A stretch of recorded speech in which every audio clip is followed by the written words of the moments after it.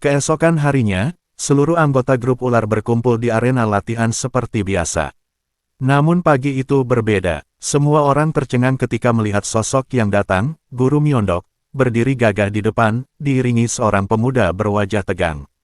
Di samping Myeondok berdiri Nam Gung Il, yang akan dikenalkan sebagai asisten instruktur sementara. Keringat mengalir di pelipis Nam Gung Il. Wajahnya jelas menunjukkan ketidaknyamanan, seolah ada beban besar yang sedang ia pikul. Flashback, malam sebelumnya, di ruangan pribadi Guru Myeondok. Nam Gung Il berdiri di hadapan Myeondok, bertanya dengan nada ragu. Apa sebenarnya syaratmu, Guru? Myeondok menatapnya tajam. Jika kau ingin membawa Nam Gung Mai kembali ke kediaman kalian, maka kau harus menggantikan posisi Jung Hyuk menjadi instruktur grup ular selama 1 bulan. Nam Gung Il spontan menolak. Aku bisa membawa instruktur dari keluarga Nam Gung sebagai pengganti. Namun Myeondok menggeleng pelan. Tidak, hanya dengan syarat itu, kau boleh membawanya pulang. Kembali ke arena latihan. Dengan langkah mantap namun penuh beban, Nam Gung Il melangkah ke depan. Aku, Nam Gung Il, yang juga dijuluki Ascending Dragon Sword, aku akan menjadi asisten instruktur untuk sementara. Mohon kerjasamanya, ucapnya singkat. Beberapa murid terdiam, kagum sekaligus bingung. Sementara itu, Mae hanya bisa menggigit bibir, frustasi dengan kenyataan yang terjadi. Di sudut arena, latihan grup ular. Tampak Mo Yongbo berlatih seorang diri, menggunakan pedang usang untuk mengasah teknik pedangnya. Dari belakang, Nam Gung Il menghampiri tanpa suara. Ia mulai memberi arahan, satu persatu, kepada anggota grup ular, menunjukkan wibawa sebagai pendekar sejati, meski ekspresinya tetap dingin dan enggan. Di ruang rawat, Guru Myeondok menjenguk Jung Hyuk. Myeondok duduk di sisi tempat tidur Jung Hyuk yang terbaring. Bagaimana keadaanmu? Tanya sang guru. Tubuhku hancur Guru, jawab Jung Hyuk lirih. Maaf, untuk sementara, aku tak bisa membantu menjadi asisten instruktur. Tak apa, aku telah menemukan pengganti yang cukup berbakat. Myeondok menatap serius. Siapa yang melukai tubuhmu sampai seperti ini? Jung Hyuk menggertakkan gigi. Maaf Guru, tapi aku yakin, pelakunya adalah salah satu anggota Black Flowers. Berpindah ke sebuah tempat, tepatnya Gunung Hundred Thousand Grit. Di tebing terjal, seorang asasin dengan pakaian gelap memanjat hingga ke sebuah gua tersembunyi. Nafasnya terengah, namun tatapannya penuh tugas. Sesampainya di depan gua, ia berlutut. Lapor, seseorang yang mirip dengannya muncul dan membantai seluruh anak buah wakil ketua. Suasana mendadak hening. Dari dalam gua, cahaya berpendar keluar, disusul oleh suara berat dan penuh tekanan. Apa kau yakin? Tanya sosok misterius. Hamba yakin. Menurut saksi mata, pelakunya bertopeng dan berpakaian hitam. Aura gelap menyebar menekan asasin yang ada di sana. Gui Myeondok, lagi-lagi kau, teriaknya marah. Asasin menunduk lebih dalam. Mohon wakil ketua jangan terbawa emosi. Kontrak kita bukan hanya dengan kelompok dagang Jongcheon dan Lembah Noksal. Kita juga belum bergerak terhadap para petani. Sudah cukup lama kita mempersiapkan ini. Bukannya dengan semakin banyaknya kontrak justru membuat kita mudah tertangkap. Ucap siluet bayangan misterius itu. Itulah mengapa, kita akan menyerang secara bersamaan. Jika seluruh Jungwon dibombardir di waktu yang sama, tak ada satupun yang akan tahu dari mana asal serangan itu. Sosok misterius tertawa pelan, lalu mengangguk. Baiklah, tunjukkan padaku kemampuanmu. Berpindah ke lapangan pelatihan grup ular. Suasana tampak ramai. Cahaya matahari menyinari wajah para murid yang berpelus setelah berlatih. Mereka semua membicarakan hal yang sama, metode pelatihan dari Nam Gung Il. Benar-benar luar biasa. Instruktur Nam Gung Il mampu menganalisis setiap kelemahan kita dan mengoreksi semua kesalahan dengan sangat tepat, ucap Mo Yongbo sambil mengusap keringat dari dahinya. Ya, bahkan pengajarannya jauh lebih efektif dibandingkan Guru Myeondok. Timpal Won Pyo sambil mengangguk setuju. Jelas saja, kau tak tahu karena dulunya tinggal di kuil Shaolin. Tapi Nam Gung Il sudah melampaui para murid yang kelak akan menjadi pemimpin dunia bela diri, sahut Jegalmi, dengan nada bangga. Menurut ibuku, dia adalah jenius seni bela diri yang hanya lahir satu dalam 100 tahun. Bahkan keturunan Nam Gung lainnya juga tak kalah hebatnya. Nam Gung Seon mengalahkan bandit Gunung Hijau di Provinsi Anhui dalam waktu kurang dari 5 hari. Nam Gung Hui bahkan pernah melawan pendekar peringkat 100 dan bertarung imbang. Peristiwa itu membuat bar penuh kekacauan. Dan, tak perlu kusebut soal Nambung Hie. Dengan usia mereka yang tak jauh dari kita, marga Nambung akan menjadi tembok besar bagi siapapun yang ingin menonjol di Akademi Aliansi Muhrim, ucap Jegal Miliri sambil menatap langit. Ucapan itu membuat suasana hening. Lalu, sepasang mata berpaling ke satu arah. Ke arah Nambung Mae. Bukankah kau juga dari keluarga Nambung? Tanya Won Pyo sambil menyipitkan mata. Tapi sejujurnya, kau tidak terlihat seperti saudara-saudaramu, lanjutnya. Aku juga akan merasa kecil kalau tumbuh di keluarga seperti itu, tambah Eng Ryong. Nambung Mae hanya tersenyum tipis. Tak masalah, aku sudah terbiasa. Omongan seperti itu bukan hal baru bagiku, jawab Mae tenang. Tidak semua orang harus menjadi jenius, ucap salah satu teman Mae menguatkan. Nambung Mae mungkin bukan jenius, tapi dia selalu berusaha untuk menjadi kuat, sambung yang lain. Dari kejauhan, Nambung Il mengamati. Dalam diam, pikirannya kembali ke masa lalu. Sejak kecil, dia tak pernah tertawa di rumah. Saat saudara-saudaranya belajar 10 hal dengan sekali dengar, Mae butuh waktu lama, bahkan untuk satu hal saja. Mae adalah anak yang tertinggal, tersisih, terasing, sendiri, kesepian, di tengah keramaian. Nambung Il menghela napas, lalu bergumam pelan dalam hati. Ya, sepertinya memang ada yang berubah. Tapi itu tak akan mengubah keputusanku, untuk membawanya pulang. Sementara itu, di atap Akademi White, Myeondok duduk sendiri, angin menerpa rambutnya. Di pikirannya, suara Jung Hyuk terus bergema.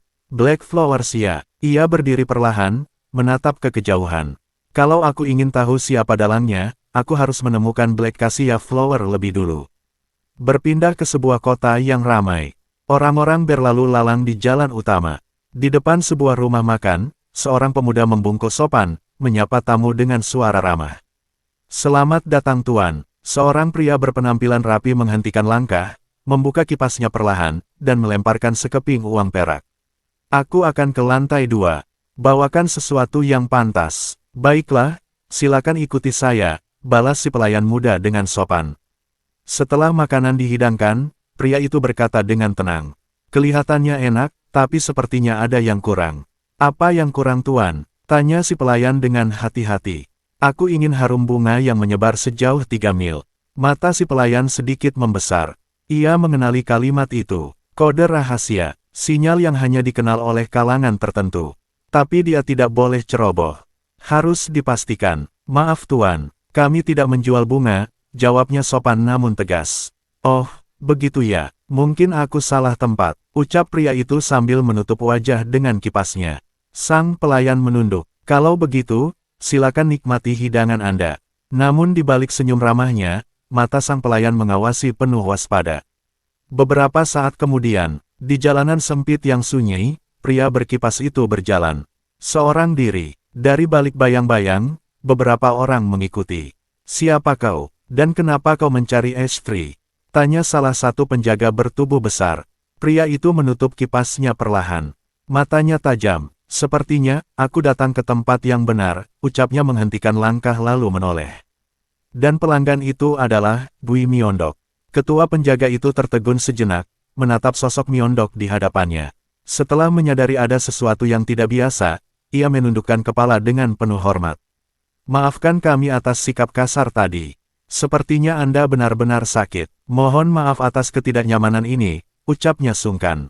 Anak itu pasti memberikan informasi yang salah, gerutunya sembari berbalik. Ayo kembali, perintahnya. Siapa sangka, ketua penjaga itu adalah Crazy Berserk, salah satu dari top 100 murim Gosu. Meski kesehariannya hanya sebagai penjaga gerbang biasa, reputasinya melambung karena kegilaannya saat mabuk. Orang-orang bahkan menyangka ia berasal dari faksi iblis. Namun, saat sadar, ia adalah orang yang paling sopan di antara yang lain. Ketiga orang itu berbalik pergi dengan tenang, mengira semua hanya kesalahpahaman. Namun belum jauh mereka melangkah. Aku ingin bertemu dengan seseorang. Orang yang dipanggil istri. Bisakah kalian tunjukkan jalannya? Suara Myeondok terdengar tenang namun menusuk. Ketua penjaga menghentikan langkah. Ia menoleh, wajahnya berubah tegang. Dengar baik-baik Pak Tua penyakitan. Anggap saja kau tak pernah mendengar nama itu, katanya dengan nada mengancam. Kalau tidak, Myeondok menatap tajam, nada bicaranya menantang. Tanpa aba-aba, energi ki milik ketua penjaga meledak dari tubuhnya. Udara seketika bergetar hebat. Kau bisa mati tanpa ada seorang pun yang tahu, ancamnya dingin. Namun beberapa saat kemudian, pemandangan berubah drastis. Ketua penjaga yang tadinya pongah, kini babak belur bersimpuh di depan Myeondok. Dua bawahannya tergeletak pingsan di belakangnya. Dengarkan baik-baik, aku akan ulangi sekali lagi. Bawa aku kepada H3, ucap Myeondok tegas. Maafkan saya, Tuan, bolehkah saya tahu apa alasan Anda mencarinya?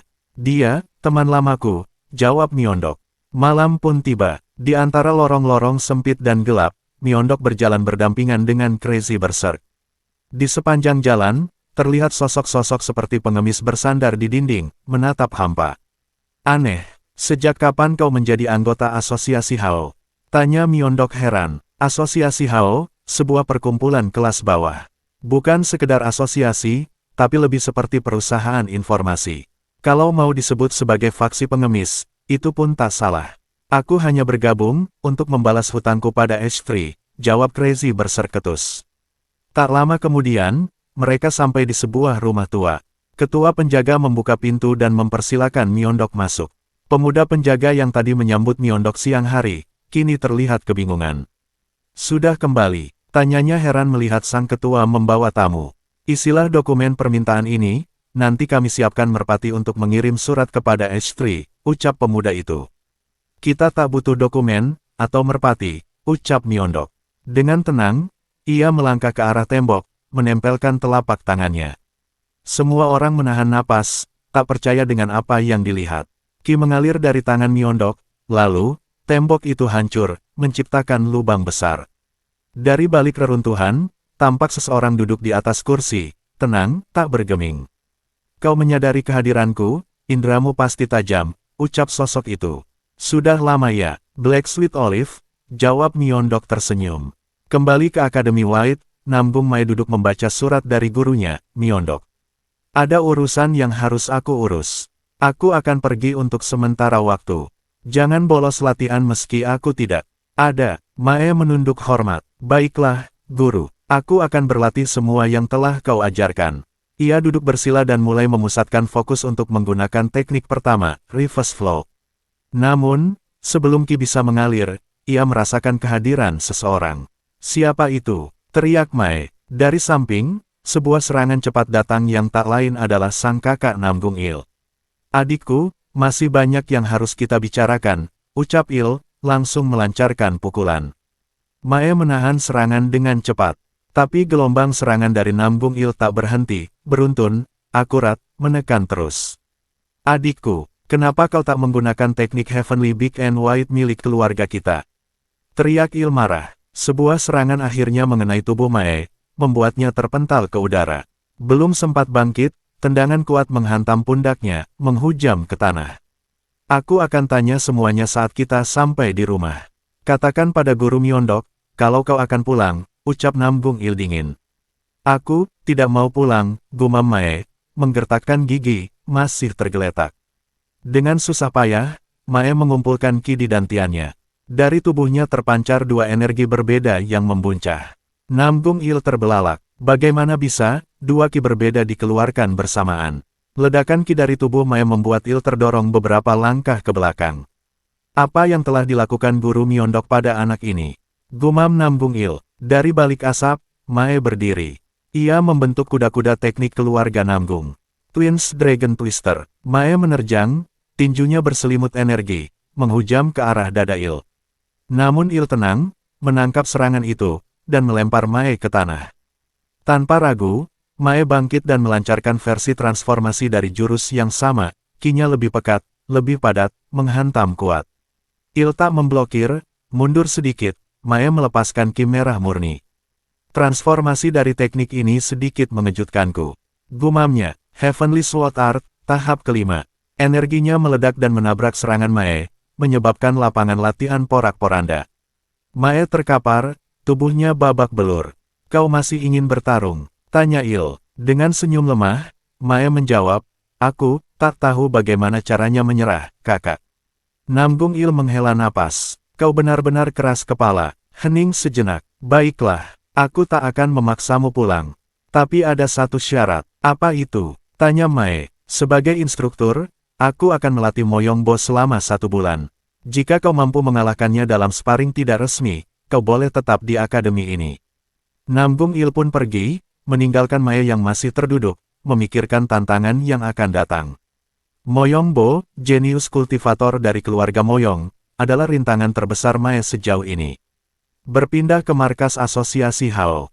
Pertarungan antara Myeondok dan H3 tak bisa dihindari. Berani-beraninya orang sepertimu meniru ketua kami. Teriak H3, aku akan menghajarmu mati-matian. H3 langsung menyerang dengan kekuatan penuh. Myeondok terus menghindar, lincah dan tenang. Aku adalah Gui Myeondok. Kenapa kau tidak percaya? Seru Myeondok sambil terus mengelak dari serangan. Aku tidak tahu siapa yang mengirimmu, balas H3, tapi satu hal yang pasti, pimpinan kami bukan orang jelek seperti kamu. Serangan demi serangan dilancarkan. Myeondok tetap bertahan. Apa kau pernah melihat wajah pemimpinmu sebelumnya? Tanya Myeondok tiba-tiba. H3 terdiam sejenak. Memang aku belum pernah melihatnya. Tapi, tidak mungkin orang itu adalah kamu. H3 mempersempit jarak. Siapa kau sebenarnya? Myeondok menarik napas dalam. Terlalu banyak bicara. Kalau begitu, hanya ada satu cara untuk membuatmu percaya. Myeondok mulai mengumpulkan 2 energi berbeda di kedua tangannya. Aura keduanya bergetar hebat, menyilau. H3 terkejut. Matanya membelalak. Itu teknik yang sangat familiar. Mari kita lihat apakah kau masih bisa meragukanku setelah ini, ucap Myeondok dingin. Seketika, serangan besar dilancarkan. H3 tak sempat menghindar. Tubuhnya terbelah lalu terkapar. Suasana menjadi hening. Myeondok berdiri tegap. Hentikan aktingmu. Cepat bangun. H3 membuka mata perlahan. Apakah itu, origin universal teknik? Apakah kau benar-benar ketua kami? Beberapa saat kemudian, di luar markas, Myeondok dan H3 duduk berdua, minum teh bersama seperti masa lalu. Kenapa kau mencariku? Tanya H3. Apa kau tahu kabar anggota yang lain? Sahut Myeondok. H3 terdiam, lalu berkata, anggota yang lain ya, mungkinkah ini ada hubungannya dengan kejadian-kejadian aneh belakangan ini? Keluarga-keluarga tertentu dibantai. Bandit-bandit yang baru muncul dibunuh secara misterius. Banyak senjata digunakan dalam pembunuhan itu. Pedang, tombak, berbagai macam. Karena itulah kami tidak bisa menebak siapa pelakunya. Tapi, ada satu petunjuk. Tulisan yang dibuat dari darah. Myeondok menyimak dengan serius. Aku setuju tentang adanya kemungkinan pelakunya adalah salah satu dari anggota Black Flower, tapi aku tidak bisa memastikan siapa. Karena kau sendiri yang mengajarkan kami untuk menggunakan berbagai senjata agar identitas kami sulit dikenali, kata H3. Itu karena kalian memang mampu mempelajari semua itu, jawab Myeondok. Salah, bukan karena kami mau mengikutimu. Tapi karena kaulah yang menyeret kami ke dalamnya, balas H3 dengan tenang. Ia lalu mengeluarkan sebuah kotak kecil dari balik jubahnya. Ada satu petunjuk lagi. Benda ini ditemukan di setiap tempat munculnya Gui Myeondok palsu. Myeondok menatapnya. Itu, Exploding Keyfest Cell Pill. H3 mengangguk. Obat ini tersebar diam-diam di pusat kota. Semua orang mencarinya karena bisa meningkatkan kekuatan seketika. Tapi sebenarnya, tujuannya bukan itu. Pil ini diciptakan untuk membentuk prajurit yang tak takut mati. Jadi, pil ini ditemukan setiap kali Gui Myeondok palsu muncul. Tanya Myeondok. Benar, aku tidak tahu alasannya, tapi, kau akan tahu setelah kau bertemu dengannya. Tiba-tiba, dari luar ruangan, H3 merasakan sesuatu. Buka jendela, perintahnya. Seekor merpati datang, membawa surat. H3 membukanya cepat, lalu menatap Myeondok. Sepertinya, kau akan segera tahu siapa Gui Myeondok palsu itu, lebih cepat dari yang kau kira. Ia menutup surat dengan wajah serius. Exploding Keyfest Cell Pill telah muncul kembali.